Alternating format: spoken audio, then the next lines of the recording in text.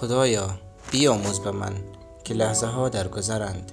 بیاموز به من که هیچ حالتی پایدار نیست، که می گذرد اگر در سختیم، اگر دلتنگم. و در تمام این لحظه ها تو در کنار منی. به من آگاهی بده تا پذیرا باشم هر لحظه ای را که می گذرد، و نشانم بده راه را تا سهم خود را به انجام برسانم. از نیروی بی پایانت بی نصیبم مگذار تا بپیمایم راه های دشوار زندگی را که با حضور تو ممکن می شود.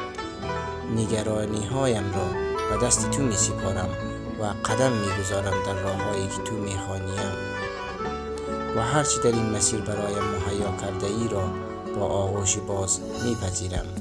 هر لحظه با یاد تو خواهد گذشت، چی سخت، چی آسان، چی تلخ و چی شیرین، که با حضور تو همه لحظه هایم به عشق مبدل می شود.